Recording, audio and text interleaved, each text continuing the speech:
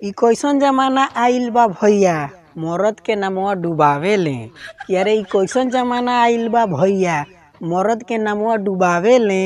मेहरारू सुतेली पलंग पर आ मरद पैर दबावे ले। हे भगवान, ऐसन दिन देखावला से पहिले हमरा के एक आँख से कान्हर क देले रहती।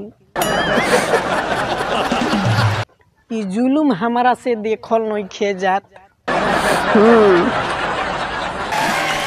मेहरारू खा के पलंग पर सुतल रहतिया आ मरद महाराज तेल गरमा के बड़ी प्यार से होले होले ओकर पैर दबावतारे। एकदम साफा मेहर मौगे बाड़ का ए भाई, हमार तनी कोहल मान। कबो कबो पैर दबावत दबावत गलो दबा के देख लो, कहीं भगवान के दया हो जाई, तहार प्रेम दुलारी राम के प्यारी हो जाई हैं।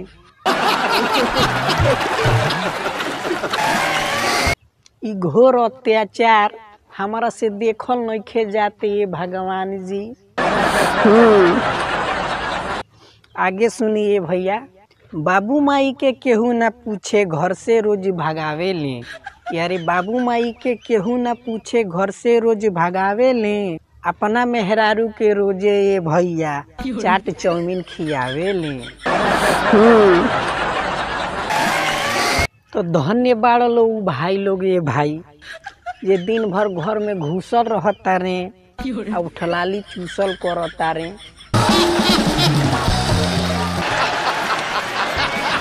अरे जौन माई जन्म देहली उनकरा के खनवो नसीब नइखे होत आ अपना मेहरारू के गरम गरम रोज चाउमीन आ बर्गर खियावता रे।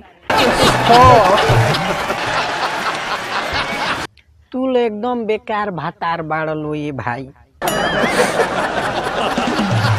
ये कही फ्रूटी में पाइप डाल के एक ओर से तू पियता रो, एक ओर से तहार मेहरारू पियता री। तोहरो लो जैसन ही मेहर मऊगा कलयुग के नाशे कर दिलो ये भाई। आगे सुनिए भैया। अपना मौगी के इशारा पर खाली उ तो नाचे ले। यारे अपना मौगी के इशारा पर खाली उ तो नाचे ले। ऐसने लोगवा ये भैया एक दिन गोबर काछे ले। बस ऐसने लोगवा ये भाई पूरा मरद जात के बदनाम कर देले बा। अरे तोहलो के तो मेहरारू गुलामी के अवार्ड मिले के चाही। क्या गजब के गुलामी करता रहो हो। इतना गुलामी तो अंग्रेज भी ना कोइले रहले जितना तू लो आज अपना मेहरारू के गुलामी करता रहो। बाकी तोहलो के पाप के घाड़ा भर गइल बा। एक दिन जरूर गोबर कछबलू। आगे सुनिए भैया। रह जइब गुलाम बन के एक दिन तू तो रोइब हो।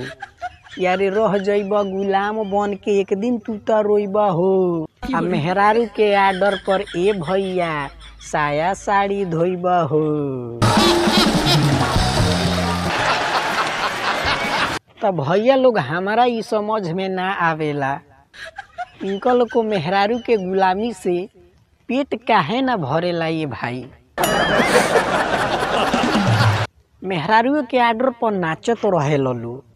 अरे अब वो दिन दूर नइखे जब वही मेहरारू के साया साड़ी धोइबलो। बस तू ही लो एक पीस बाड़लो ये कलयुग में जे अपन पति धर्म निभावता रहलू। खाना पीना बनावला से लेके बर्तन धोवला तक आ साड़ी साया खींचला तक सब तो हई लो कामवा करता रहलू।